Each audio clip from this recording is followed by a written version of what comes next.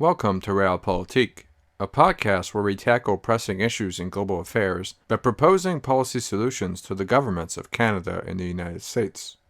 In today's episode, I will have the pleasure of having on Dr. David Borys to discuss the past, present, and future of the Canadian Armed Forces. David is a professor of Canadian history, specializing in Canadian military history at the University of British Columbia and Langara College in Vancouver. As mentioned at the beginning of the episode, for those interested in a deeper dive into this topic, I highly recommend consulting his podcast, Cool Canadian History. I also recommend looking into his new book, Civilians at the Sharp End, published with McGill-Queens Press. Here is our discussion on the topic.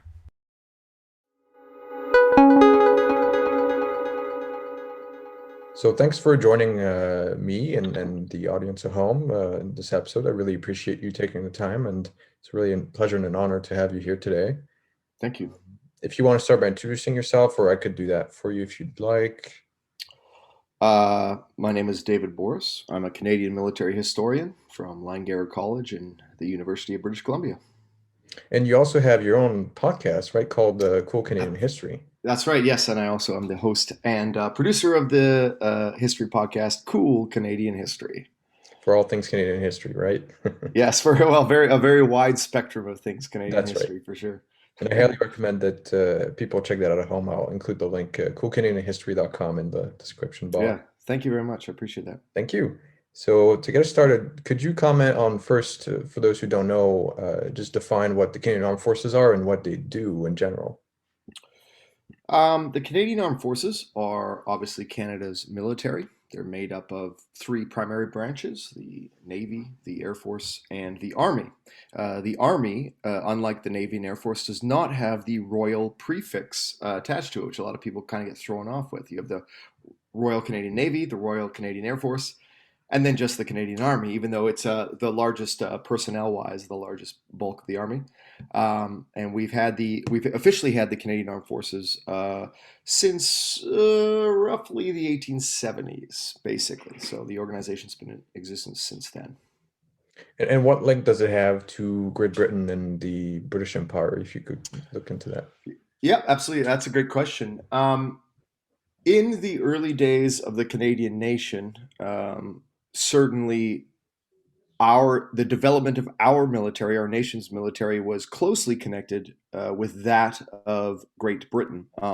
Great British or British models, British infrastructure, British names, British traditions were all incorporated into our military. What made the Canadian military a little bit different was the fact that we had such a prominent French-speaking population, and we still have a prominent French-speaking population. And so we took those sort of British ideas and those British institutional traditions and those British cultural traditions, and we kind of blended them together with the bilingual country, which Canada was for so many decades once it was first sort of born. I would argue all the way up until the 1950s or 1960s, we kept our connection with Great Britain very, very strong in terms of a military. And what I mean by that is we had officers that would go to Great Britain to train. We swapped officers in each other's military forces and things like that. It's only since about the 1950s and 1960s that we have moved away pretty rapidly from the British model and much closer to the American model, or the NATO model, as some people like to say. And is that simply due to the Cold War and the end of the Second World War, or do you attribute that to something else? I attribute it to a number of things. I think first and foremost, the onset of the Cold War made us realign ourselves with a more practical ally, which was the United States.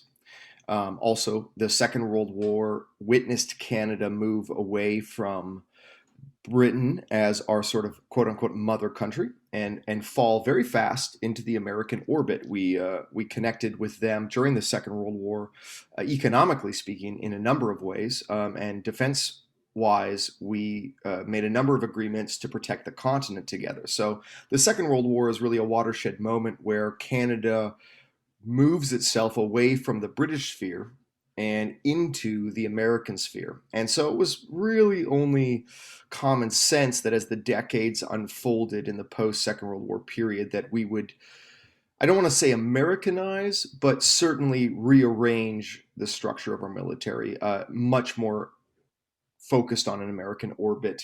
And now we kind of call it a NATO orbit, I would say too.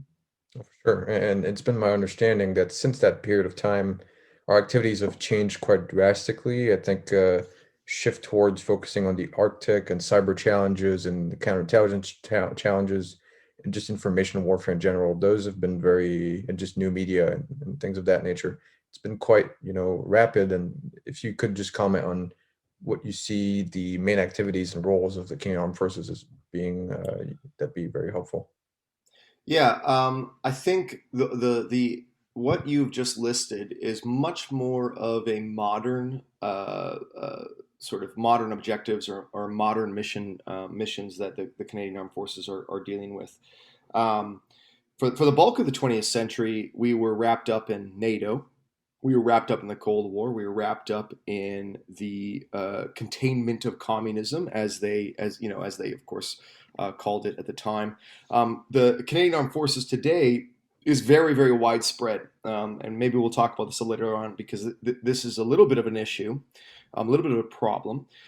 First and foremost, our armed forces are focused on domestic issues. So aid to the civil power, domestic defense issues. So aid to the civil power would be something like natural disasters. So, in Manitoba, for instance, they always have a pretty extreme flooding every year, and the military comes in to help people with that. During the pandemic, the military has played a role in helping to facilitate the distribution of vaccines. It has provided some sort of medical infrastructure, which was non existent prior to the pandemic erupting.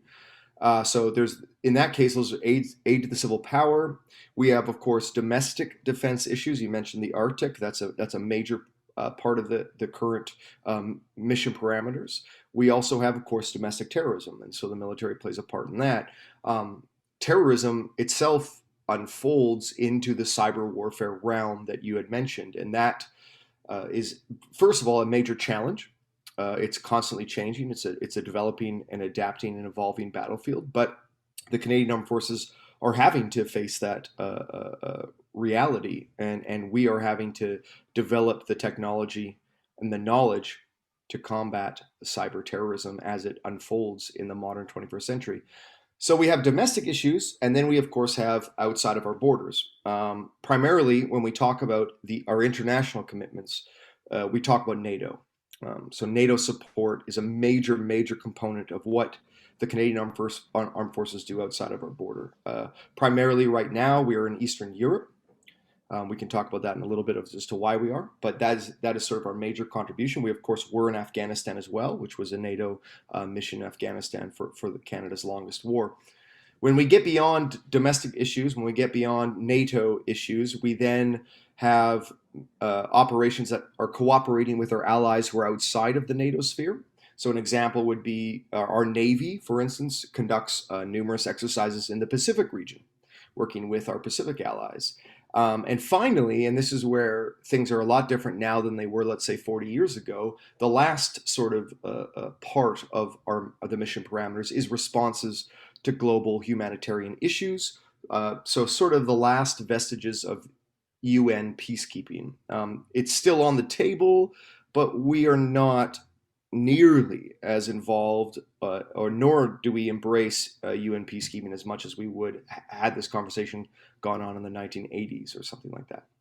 So you would posit then that our Army and Armed Forces focus has gone a lot more domestic in recent years than it was, say, in the Pearson years and Trudeau years, Pierre Trudeau years. More than the Pearson years, yes, certainly. I would say that Pierre Trudeau readjusted the military to focus domestically.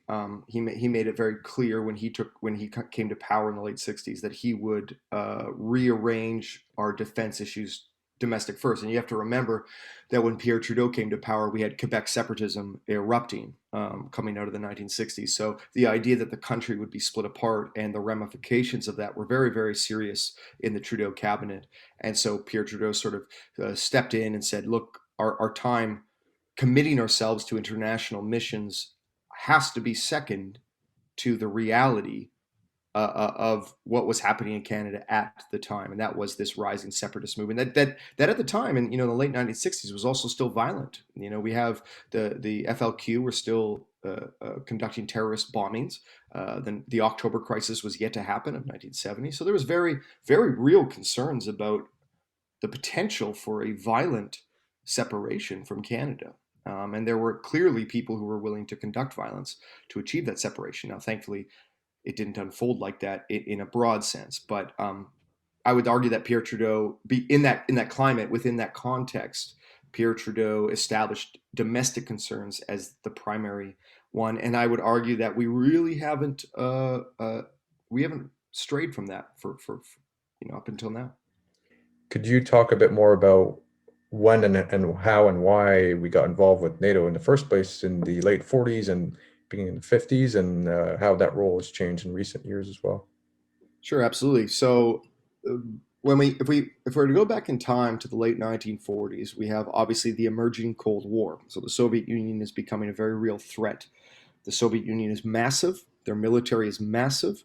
Um, Certainly, at the time, the Americans could have probably fought them, but of course, as we know, there's security in numbers, and there were a number of democratic states who sought security within the American umbrella, who sought security against what they thought at the time was a very expansionist Soviet Union. So by the late 1940s, there is significant diplomatic efforts to create some sort of alliance system. Now in Europe, they're already talking about their own alliance system. And in terms of the North Atlantic, Canada and the United States and Great Britain had already sort of been in what we'd call an unofficial alliance, a thing called the North Atlantic Triangle. It seems common sense looking back that North Atlantic Triangle and the European alliance system that was sort of developing would forge into what becomes NATO. And NATO's design was, frankly, to provide an alliance system that could defend against a Soviet invasion of Western Europe. It's interesting when we talk about NATO, though, because Canada was very, very instrumental, diplomatically speaking, in the creation of NATO. For many Canadians, NATO was a perfect solution. Number one, it cemented a multilateral alliance. It cemented a multilateral alliance in the context of a period of time where the Soviet Union was seen very much as this expansionist power. But also, it provided Canada with a multilateral organization that could counter the growing influence of the United States in Canada. So what's very interesting about NATO is Canadians and Canadian politicians and Canadian diplomats were very eager for a multilateral alliance like this to occur, to be cemented. Because on one hand, it meant that everyone, certainly the democratic countries, were all in together. But at the same time, it also meant that there were many, many countries that Canada was allied to, so they didn't have to continually rely on the United States. So there was an element of sort of sovereignty in a weird way that's part of Canada's push to create NATO. So NATO was formed in the late 1940s, and Canada has since then been an active, eager member. We've participated in every single NATO mission that has ever occurred. Today, our major participation in NATO is what's known as Operation Reassurance, which is our work in Eastern Europe. We have roughly 1,000 members of the Canadian Armed Forces, both Navy, Air Force, and Army, who are in Eastern Europe. In Latvia, we were in Romania, in the Baltic Sea, and we are helping to foster, if I could use that word, foster a sense of security in Eastern Europe. Now, what you don't read about, but we all know, is that, of course, the guns and the weapons and the cannons and the artillery are all pointed eastwards towards Russia. And so Operation Reassurance is a very fascinating operation because it is really effectively meant to deter Russian expansion. And so it's ironic that NATO was originally formed to stop the spread of communism via the Soviet Union.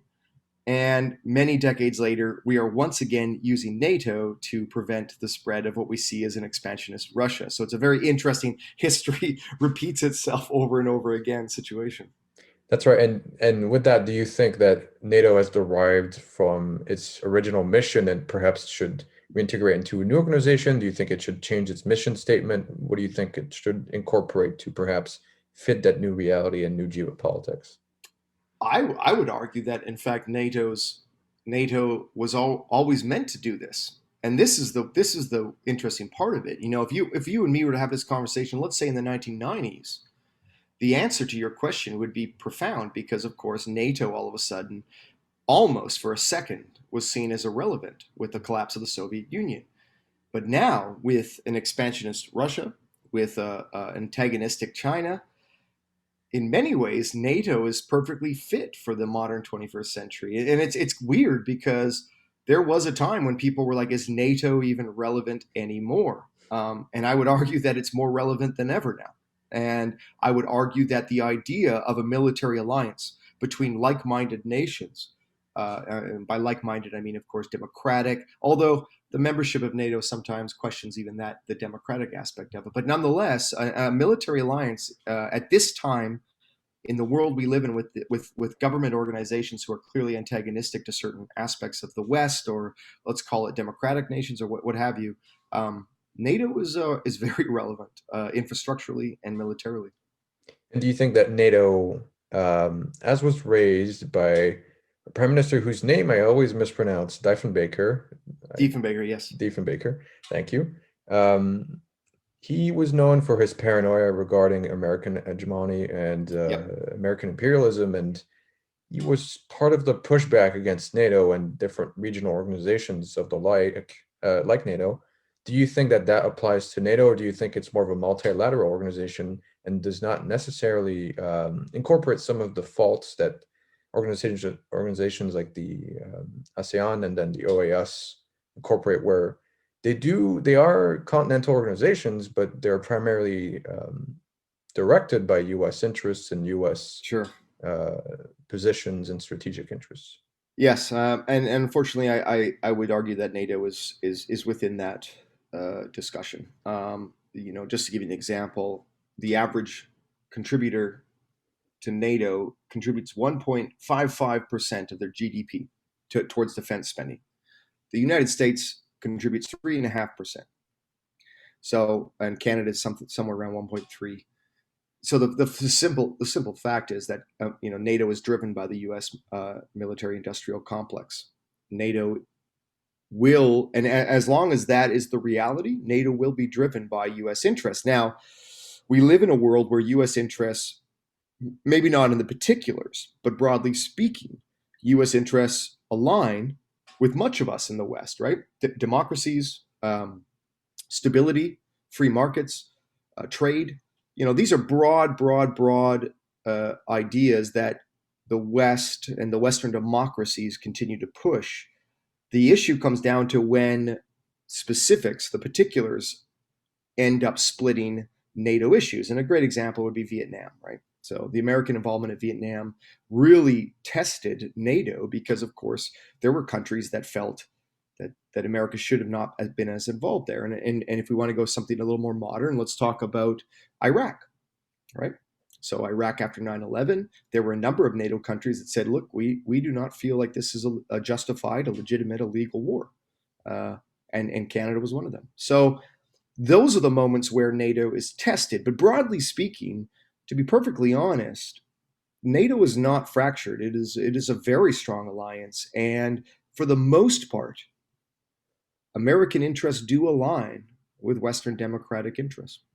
And there's even cases, you mentioned Iraq, I would even say Afghanistan, where recently there was a case, well, the Biden administration is a bit different, but there was a case where the Secretary General of NATO wanted to maintain or even increase NATO troops in Afghanistan because the Trump administration wanted to withdraw troops. So there are even instances where NATO interests should align more with previous American interests, and then say American interests would currently, or at least they were under the Trump administration. So it goes both ways in that case. Oh, absolutely. I mean, but is that not the? I mean, when you're part of a multilateral alliance, I mean, that's always going to happen, right? I mean, That's right. the simple fact is, and Canadians are uniquely adept at this because we've spent our entire lives in the shadow of the United States. So we are.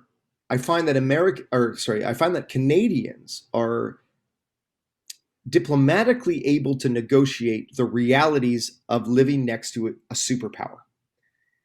The rest of NATO has a harder time with it.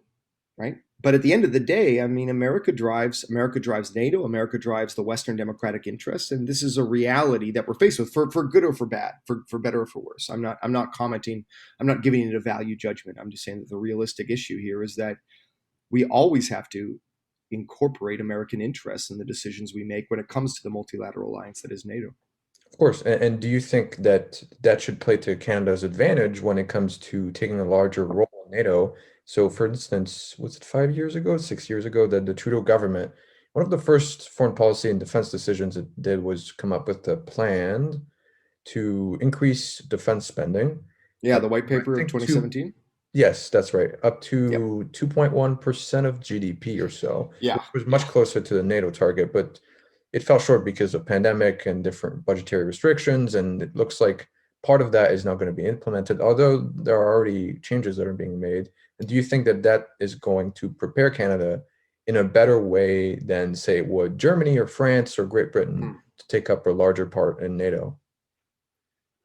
Well, I mean, if you'd asked me before the pandemic, I would have been a lot more optimistic about the 2017 white paper. I think that white paper was an incredibly well structured vision for the Canadian Armed Forces. Actually, in fact, it surprised a lot of people because there was a lot of people who had a lot of pessimism about, oh, the Liberals are going to, release this white paper. It's not going to say much, and it did. It really gave us a vision. It gave us a serious path forward.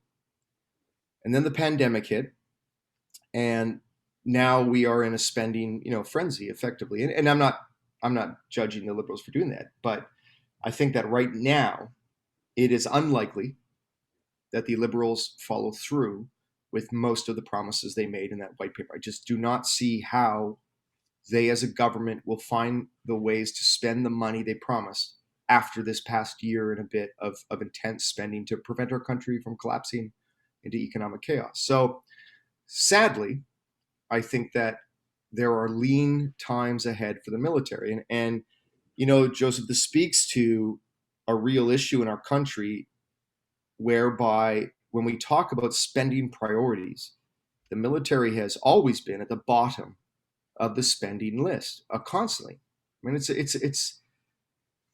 it's at times shocking, actually, when you study the history of our armed forces, that our government never hesitates to commit our military to a wide range of operations, well, all over the world, all the time. Yet, it stalls or balks when it comes down to spending the money necessary to make sure that military can do their job effectively.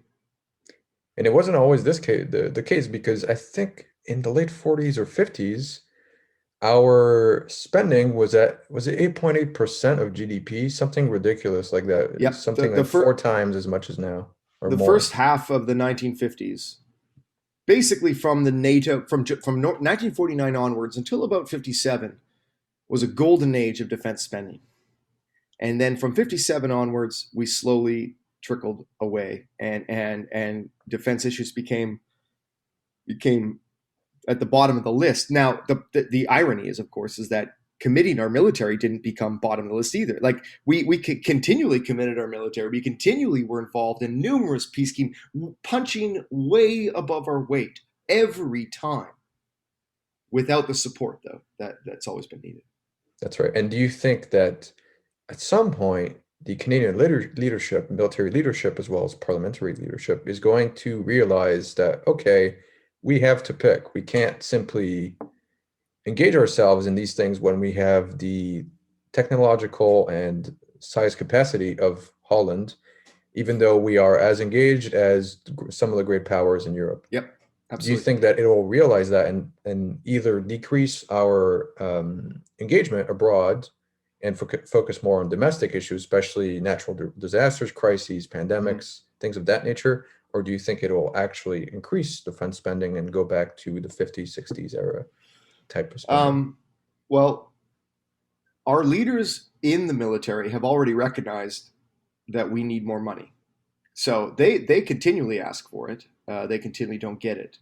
It's our politicians. And do I think that our politicians will one day wake up and say, "Let's spend money on the military"? No. No, I don't think that's ever going to happen. But I want to make it clear to your listeners, this isn't a liberal issue. This is a government issue. Liberals and conservatives have cut spending in numerous different cases. So this is I don't want anyone to come away from this thinking, oh, the liberals don't spend money. No, that it's both parties have continually since the mid 1950s have continually tried to find ways to limit the resources available to the military. And I don't mean this in a manipulative or a Manichaean way, but what I'm saying is they find ways to cut it, to cut the budget, And the great, and a great example is that you'll see governments, both conservative and liberals, who are spending money on various other aspects of our nation, and yet finding ways to cut from the defense budget. So Right.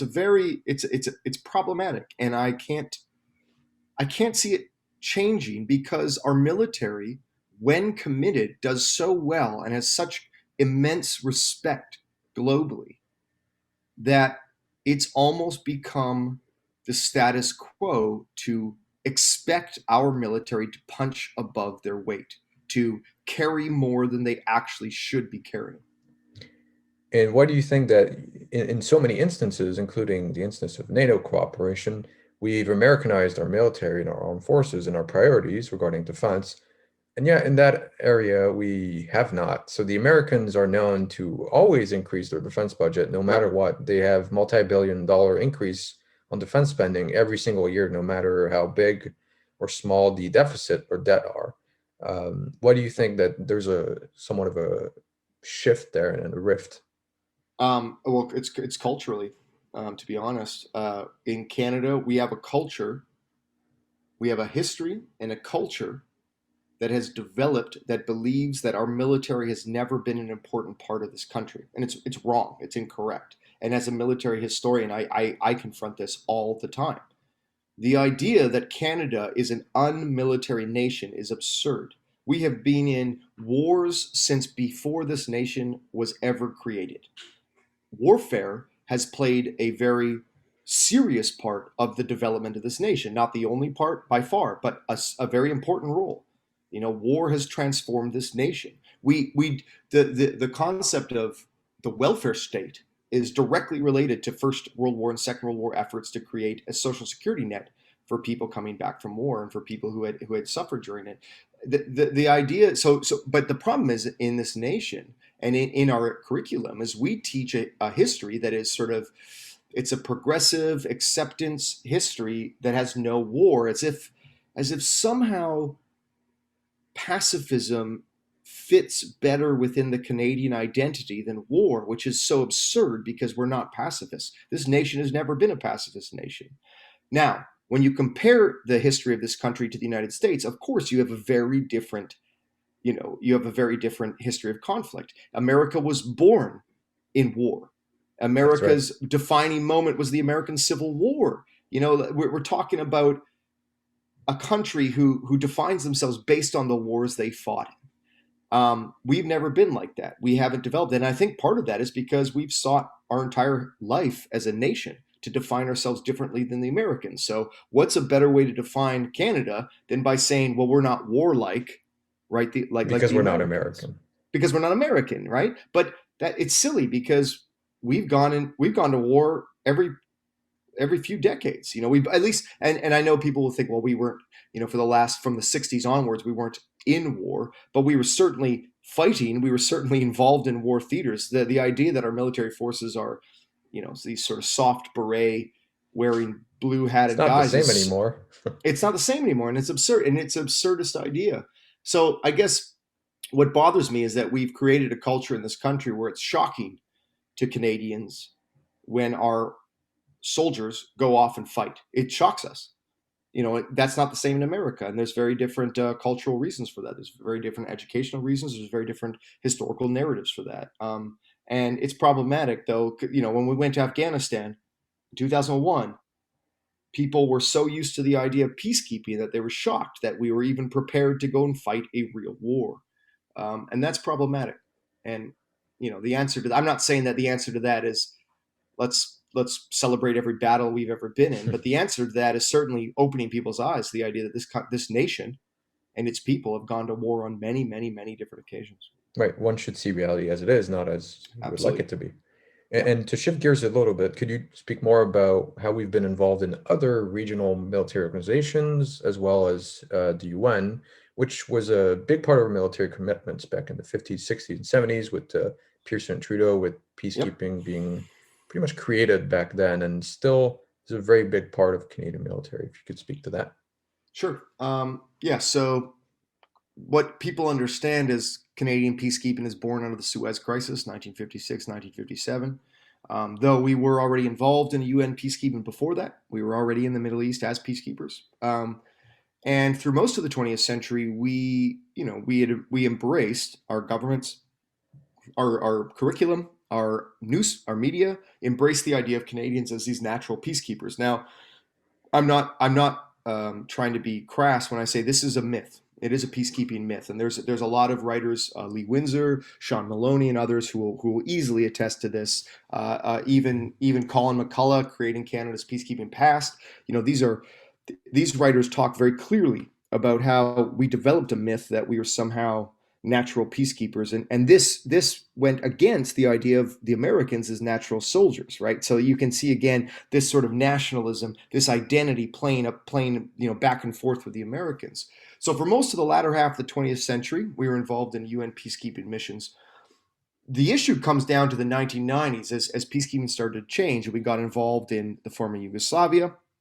We got involved in Africa, and and we were involved in Cyprus for a long time. We were in the Middle East for a long time, and the mission parameters began to change because Canadians were actually engaging in combat and violence and conflict.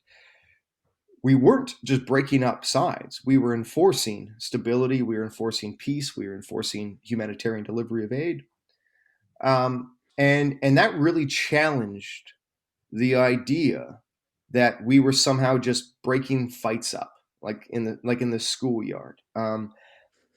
And the reason that challenged it is because by the end of the 20th century, we had developed this mythical idea that Canadians were just peacekeepers. We didn't go to war; we just broke fights up, and that was totally erroneous. It's not true whatsoever. But then the 21st century happens, and of course, 9/11 occurs, and 9/11 completely reconfigures our view of the world. It was literally a paradigm shift. And as a historian, I cannot stress this enough. 9/11 is up there with the assassination of Archduke Franz Ferdinand in 1914. This is a major historical moment that changes the world we live in. And 9/11 shattered the myth of peacekeeping because it said to us that no matter how much we try to break up fights, there are enemies out there. There are people who want our way of living to be destroyed or to crush it or to overcome it or what have you. And that really shifted our military focus to more of a combat focus, or I would argue we returned to a combat focus because we were a combat focus in the 50s and the 60s when we thought Russia or the Soviet Union was going to come barreling into Western Europe. We fought in Korea. We were ready to protect against what we felt was the spread of this sort of evil ideology of communism. And now in the 21st century, we're back at that. We're back realizing that our military has to be committed or be ready to commit to combat, not just security, not just, again, blue helmeted peacekeepers, but real warfare. And do you think that that shift towards reaffirming our commitment to combat operations is going to change how we've been involved in specific conflicts? So if you look at Afghanistan, we used to Mm-hmm. have combat operations and combat forces and to Mm-hmm. train Afghan forces, but now we don't. And do you think that there might be a comeback there, or do you think that it will simply change the way we look at future conflicts and conflicts that we get involved in later on and are not involved in now? I think that we will always be, I think that right now we are a military that is prepared, both consciously and culturally, to engage in combat if a situation arises that we need to be in there. But I think that also we are a military that understands that you cannot just go in and kill the bad guys and that's it. We have to approach all operations, and we do fairly effectively, not always successfully, but effectively. We have to approach them what we call whole of government approach. That is, we go in, we have soldiers that do the fighting, we have provincial reconstruction teams that help build, we provide security and training, and we build the infrastructure and we invest. And hopefully, with this, it was called clear, hold, build. Hopefully, with this procedure, we provide some sort of stability in regions. The problem is that, frankly, we have not ever committed enough resources to see it through. Afghanistan's a really good example of that. The Canadians were extremely effective tactically and operationally, but the coalition strategically was unable to achieve all of its results. And what we see now today, of course, is that the Taliban are being are part of the negotiations to bring Afghanistan into a more peaceful world, or more to create a more stable Afghanistan. That's right. And it seems to be more of a vicious cycle than anything where we always want to get more involved in things and then we realize we don't have enough budget, so we withdraw some commitments and then it just goes round and round. I mean, I wouldn't even say it's a budget thing. I would say that we are willing to contribute soldiers and we're willing to sacrifice Canadians for a period of time, but not for a long period of That's time. right. There's And that too. Afghanistan was a perfect example of that. Is that we were willing to sacrifice lives, for about 8 years before we were like, are we doing anything positive? Are we actually making a difference? And when it's really difficult for our government to justify to the voting public that we're not really, that's when we see the mission parameters change to non-combat objectives. That's right. And talking about budgets and even, you know, the public's wish for specific commitments and going the extra mile in terms of committing resources and troops and different tools and just supplies. Do you think that we'll go the same route as the Americans and even the Russians and Chinese in certain ways, where if they don't have the public money to fund their operations, they will simply privatize Mm-hmm. certain aspects of military? Do you think that that might Mm-hmm. be something that might arise or has already even started to happen? It's already happened. It's already happened. We've been using private military and security contractors since the 1990s, PMSCs. We use them extensively in Afghanistan. The reality of the modern battlefield is that private contractors are a reality, and especially for a country like Canada and other wealthy nations who seek to have small militaries, it makes perfect sense financially, because of course it's much cheaper to hire people to, let's say, protect a compound, to provide diplomatic security, to provide logistics. It's actually much cheaper to hire someone to do it than it is to invest in our own military to do those jobs. That's right. And a great example is in Afghanistan. We ended up creating a tactical air wing, a tactical air group. And this was the first time that the Royal Canadian Air Force had used helicopters in a combat operation. But at the same time, so we had Hornets, we had our helicopters, but we also hired private pilots flying out of Skylink Aviation. Skylink Aviation's out of Ontario, and we had medium load choppers flying logistics, flying supplies into us. So our military was operating alongside these contractors, and this is just the reality of the modern battlefield. And unless some magical wand is waved and Canada starts spending 2% of its GDP on defense, Suddenly. this will always be a reality of the Canadian battlefield. And do you see that with defense contractors as well in the technological realm with so you mentioned helicopters, does it go beyond that as well with Absolutely. even just supplies in general? Absolutely. I mean, every level, frankly, every level of the Canadian military responsibility, except for frontline combat, will and is at times contracted out to various private security contractors. So the only part that we haven't really embraced, and hopefully we don't, is the idea that other people will do our fighting besides Canadians. But almost at every level, from the front line back, so into the rear echelon, so whatever you want to name, supply drops, cyber warfare, intelligence, reconnaissance, the Tim Hortons on the base, like all of these things are being contracted out, right? And do you see special operations and even infantry ever being privatized as it has been with the US or not at all? Could be I don't fortunate know. and unfortunate. Yeah, that's a really tough one for me to predict. I'd like to say no, but We hope not. Again, as a historian, Perhaps. I'll tell you this. The one thing that historians have noticed a trend of in the last since human society has first started writing words down is that the person that tries to predict the future of warfare is the dumbest person in the room. Uh, That's interesting. we are never. I think about the people trying to predict the power of air power in the Second World War. The bomber will always get through, and then the bomber did That's not right. always get through, as we know. 1913, 1914, the predictions that cavalry will still be able to dominate the battlefield against machine guns. I think about those things every time I make a prediction. So I'm gonna pass on That's making a fine. prediction about the future of That PMSCs. that puts quite a dent into the intelligence practice, doesn't it? Yeah, fair enough. Yeah, fair enough. So then to shift more towards domestic involvement, do you see our domestic priorities and equipment and tools and resources and personnel as being privatized, or is it simply foreign affairs I think that'll area? be mostly foreign, to be perfectly honest. I can't see.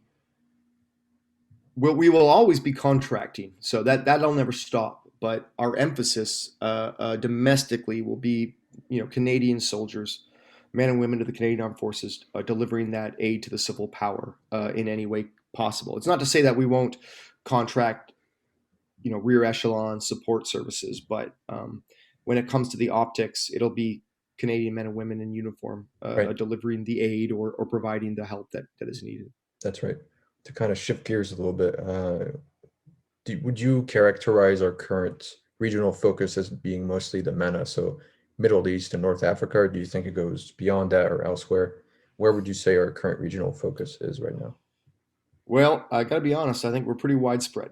Hmm. We have soldiers in the Middle East. We have a navy that helps in Africa. We have our largest commitment in Eastern Europe, and we have exercises in the Pacific. I would argue, and then not to mention the Arctic, of course, where we patrol constantly. I would argue that we are hedging our bets in every region of the globe. I think, this is just my opinion, but I think that right now our focus is Eastern Europe. And I was wondering if you would think that right now that is shifting at all, or do you see it going towards Eastern Europe even more? Do you see it as going towards the Asia Pacific region, or do you see it even Arctic, or do you see it staying the way that it is right now? Yeah, I think right now I see it staying the way it is. I don't think that it benefits us to overcommit any region right now. I think that our issues with China are problematic or concerning. But let's be perfectly honest. What's the Canadian military going to do to when coming up against the Chinese military? That's right. Our diplomatic efforts cannot fall back onto a military option. We simply do not have that option unless the United States is willing to go to war. And this goes That's back to right. our earlier discussion about the American prerogative, right? Now in Eastern Europe, I think that one of the things that a lot of people forget is that Russia is a little bit of a paper tiger.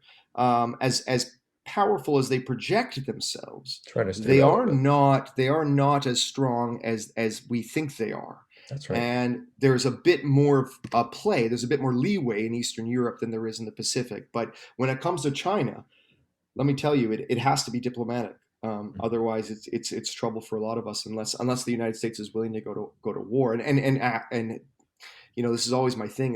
When we're predicting this, let me make this very clear. The last thing that anyone should want is conflict if with any of these countries. That's right. And China and Russia approach war quite differently. Russia has kind of gotten the note that it's better to fight through proxies and to fund Hmm. specific groups and back those Hmm. groups, whereas China seems to still want, if it ever were to go into conflict, it would still be state to state. At least I haven't seen evidence of it backing and funding groups and arming groups as the United States and Russia have done. So I think. Well, it's I think it they certainly is. do. Oh, sorry, go I ahead. think. I think. I think they do. But I don't. I think they're much better at covering it up than the rest of the nations That are. could But be you're true, right. yeah. I think that China is much more willing to engage in state to state traditional conflict. But then again, think about China. I mean, China's cyber warfare is you know incredible. Like they're incredibly effective at their cyber warfare, and they have caused constant headaches for the West Right. in their effective. So on one hand, sure, they're willing to go, confrontational state to state symmetric warfare. On the other hand, they're also willing to utilize unconventional warfare techniques like cyber warfare to great effect. And what do you think of comments like that of Erin O'Toole, the leader of the Conservative Party here in Canada, who recently said that he might be willing to consider a coalition to enforce democracy in Hong Kong and Taiwan with the support of the United States? Do you think that that's likely at all, or? No, I think that's ridiculous. I think Aaron O'Toole is Aaron O'Toole does not read history as much as he likes to present it to, and I don't mind that Even this though is he's said a on the Canadian, he podcast. used to be a Canadian officer, wasn't he? Military Yeah, officer. he is certainly a serving member of the Canadian Armed Forces, not a historian, and someone who has cherry picked his historical examples to fit his program, to fit his agenda, to fit his message. Um, the simple fact of the matter is, Hong Kong had opportunities. There was, and back in the '90s, there was a lot of discussion about should Hong Kong. Back in the '80s, I should say, there Hmm. was a lot of discussion about Hong Kong's future, and there were opportunities to say, look, let's stay within the British realm, That's the right. Western sphere of influence, Hmm. and the choices were made not to. And this is I'm not trying to discredit the very real concerns that Hong Kong democracy and democratic activists have, but the simple fact is that Hong Kong's a gone issue. That's we're not sending troops to Hong Kong. We're not 1941 all over again. That's right. This is Hong Kong's gone. It belongs to China. The choices were made in the 80s and 90s that we are now seeing.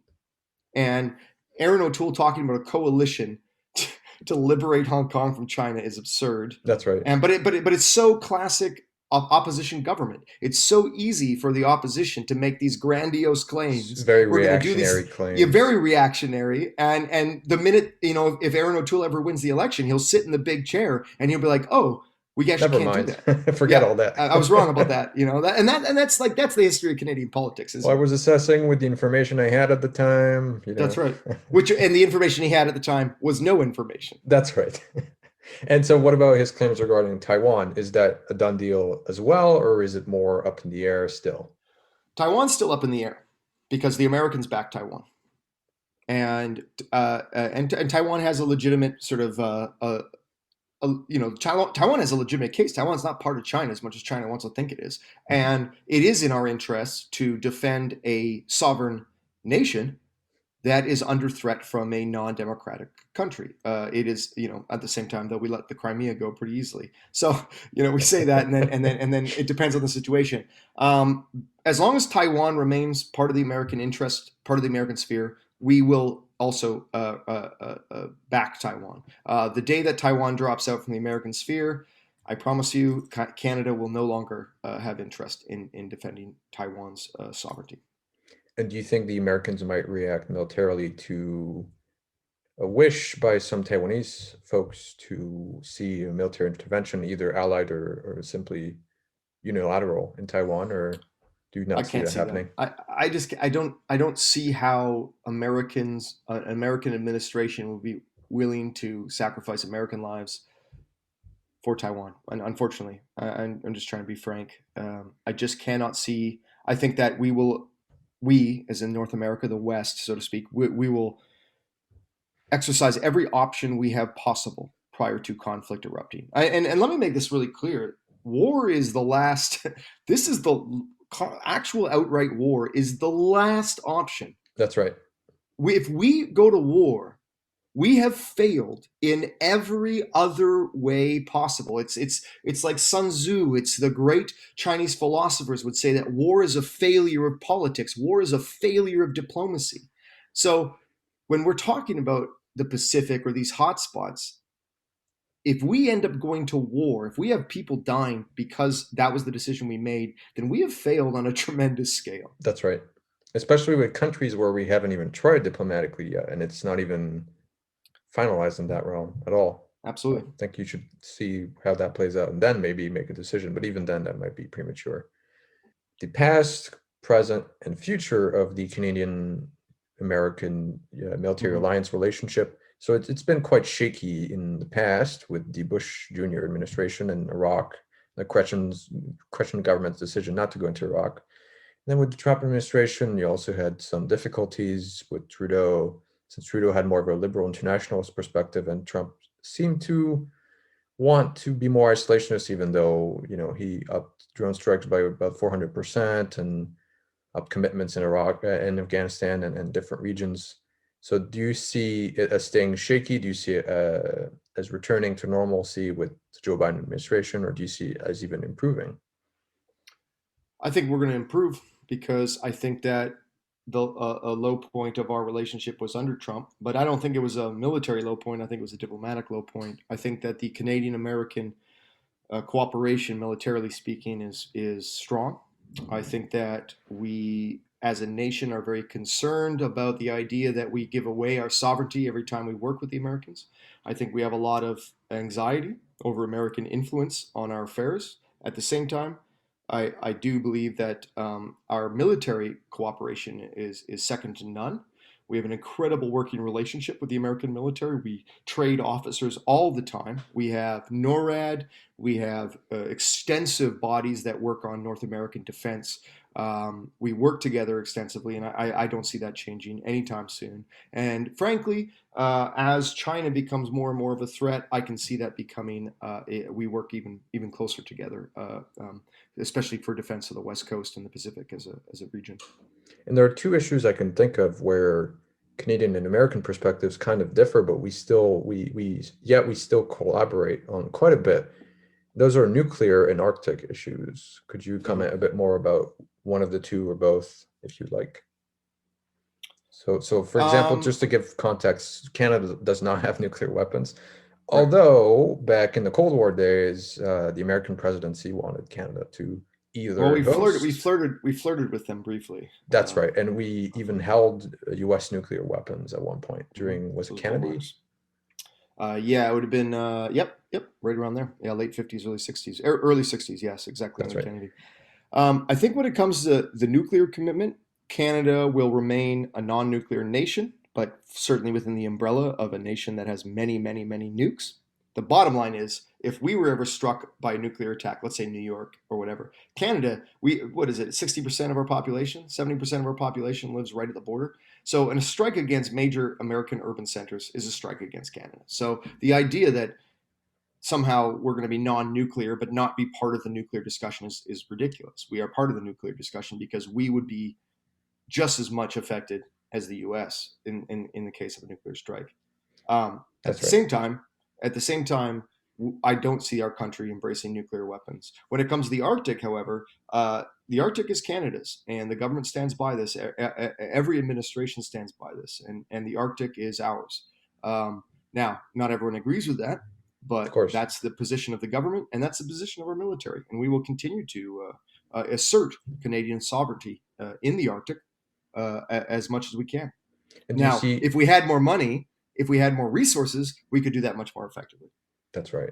And do you see American and Canadian interests clashing in the Arctic at all, or especially economic interests and resource interests? Potentially, but my suspicion is that we would work it out. Hmm. It's the Russians that I think we have to worry more about. What about the Scandinavian countries? Do you see them as being any kind of a challenge? Which might be an oxymoron, but Well, I don't want to. I don't want to. I mean, we had the war over Hans Island, right? I don't know that's if you true. remember that. And so I think the Scandinavian countries, much like the United States, I mean, they're most of them are our allies, are considered friends. I think we will find forums to figure it out. Um, the problem is if Russia is alienated and isolated, I think that'll be more and more problematic. But I will say this: surprisingly, Russia has been very diplomatic when it comes to the Arctic, despite their aggression in other areas of the world, despite their posturing. When it comes to the Arctic, Russia has been very, very open to discussion and diplomatic resolutions to issues of the Arctic. So we don't know quite yet. And despite their buildup of military bases in the Arctic and the Arctic Circle as well, I think they have new intelligence and military bases over there as well. Yeah, they have a lot more presence than we do right now, That's unfortunately. right. Well, they have the budget to back it up. They do. Yeah. How Well, much with that is that, bankrupting them, though, we don't know. well, they don't make that clearly available. That's right. Wish they Exactly. did, but Yeah, that we're kind of same playing here. our hands. That's exactly right. Well, with that, I am out of questions. Do you have anything you'd like to bring up before we wrap up? No, great discussion. I just think it's worth the listeners understanding that our Canadian armed forces are used constantly, used effectively. They're one of the most professional armed forces on the planet, um, and they consistently punch above their weight without the necessary resources to back them. And this is a constant feature of Canadian history, especially since the Second World War, expecting our armed forces to do many jobs with very little resources to back them on it, but they do it effectively, and they've always done it. And perhaps one day we'll have a government who will recognize that, but I don't think that'll happen anytime soon. Not soon, but maybe in the future. We'll see. We'll see.